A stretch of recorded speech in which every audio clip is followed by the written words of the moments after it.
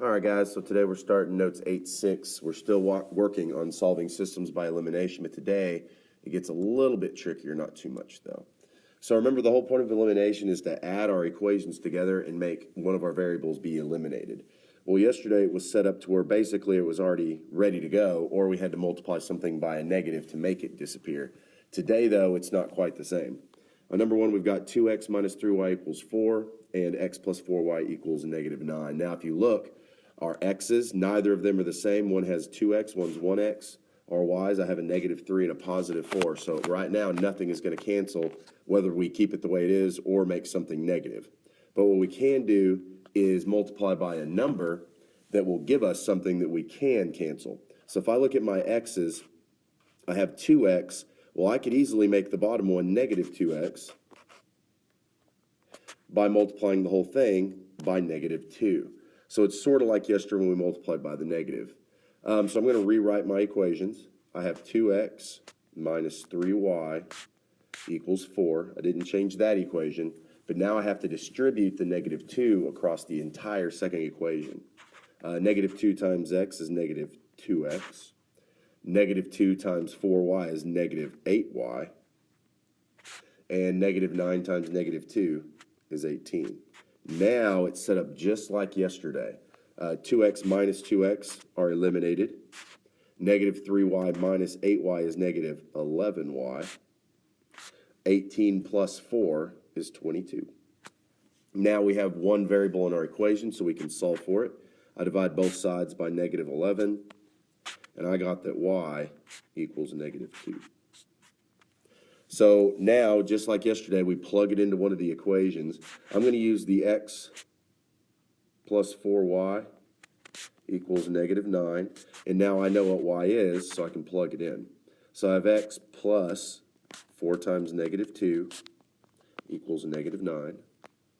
I have x, but I have 4 times negative 2 is negative 8, so minus 8 equals negative 9. I add 8 to both sides. And when I solve for x, I get x equals negative 1. So my solution to this one, it's up here at top, would be my x, then my y, would be negative 1, negative 2. So there you go. You could check those by plugging it back in if you want to. That's probably a good idea sometimes, especially when it's complicated like this, to just make sure you're right. Okay, let's go on to the next one.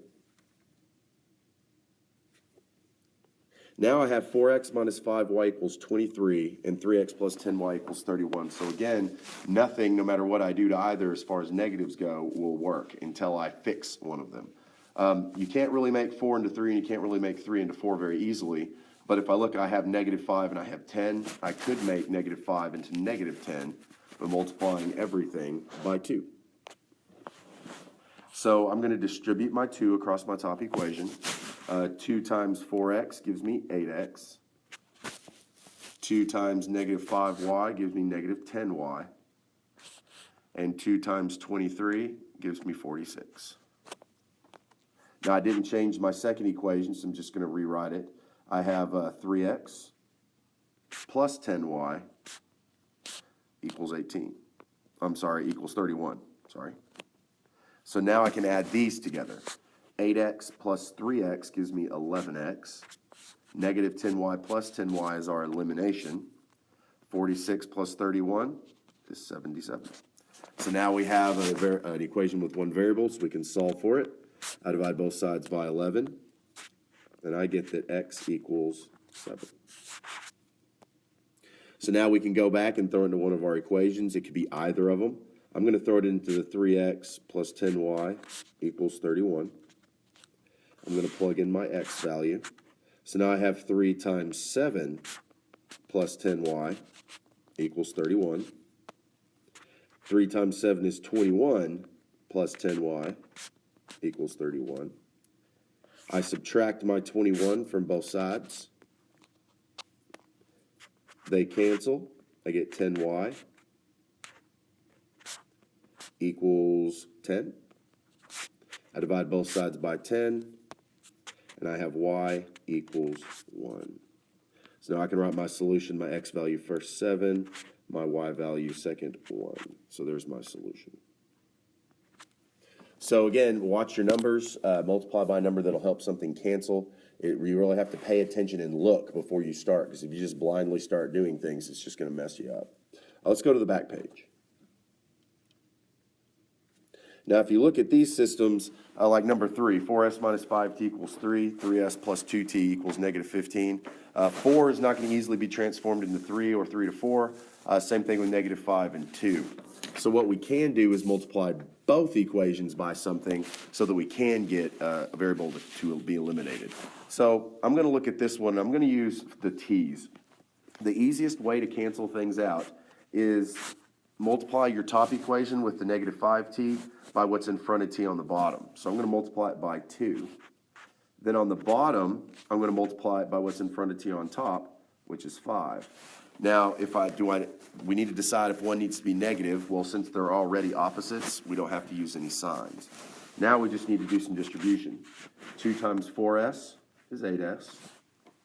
2 times negative 5t is negative 10t. And 2 times 3 is 6. Now we need to do the same thing to the other one. We have 5 times 3s is 15s. We have 5 times 2t is plus 10t, so that will cancel out. And 5 times negative 15 is negative 75. Now we have something that will cancel. 8s plus 15s is 23s. Negative 10t plus 10t cancels. 6 minus 75 gives me negative 69. So now I have an equation with one variable. I divide both sides by 23, and I got that s equals negative 3. Okay? Now I'm going to plug that into whichever equation you want. I'm going to use the 4s minus 5t equals 3. So I have 4 times negative 3 minus 5t equals 3. 4 times negative 3 is negative 12, so I have negative 12 minus 5t equals 3. I'm going to have to add 12 to both sides. I have negative 5t equals 15, and I divide by negative 5. I get t equals negative 3. So we want to put them in alphabetical order. In this case, it doesn't really matter. S is negative 3, t is negative 3. All right, guys, so that is a little bit more difficult than what we've been doing. Just remember to multiply by the other number in the other equation. Let's look at the last one real quick. We have 3a plus 4b equals 2. And we have 5a plus 9b equals 1. So let's go ahead and try to eliminate the a's. We could do the b's just the same. Since none of them are going to cancel out easily, I'm going to have to multiply both of them by something. I see that both my a's are positive this time, so I'm just going to go ahead and say I'm going to multiply the top one by something negative, so I get one that's negative. I'm going to use the coefficient in front of the other a for this one, so I'm going to multiply it by negative 5. I'm going to use the coefficient on the first equation for the second, and that's times 3. So let's go ahead and distribute those. Negative 5 times 3a is negative 15a. Negative 5 times 4b is minus 20b. And negative 5 times 2 is negative 10. Now, guys, watch out on your signs there. That's what's going to get you if you're not careful. Let's distribute our second equation. 3 times 5a is 15a, so we will have something be eliminated.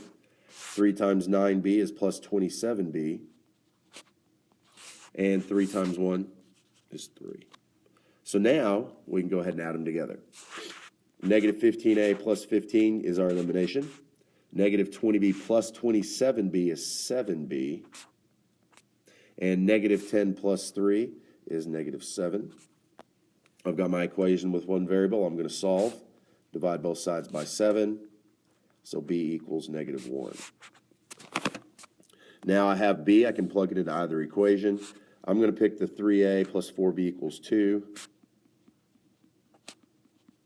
I'm going to plug my negative 1 in for b. So now I have 3a plus 4 times negative 1 equals 2. That's 3a. 4 times negative 1 is negative 4 equals 2. I'm going to have to add 4 to both sides. I get 3a equals 6. I divide both sides by 3, and A equals 2. So my answer solution is in alphabetical order. A is 2, B is -1. So guys, that's just kind of a quick run through of the notes. If you have any more questions, feel free to come and talk to me, and good luck.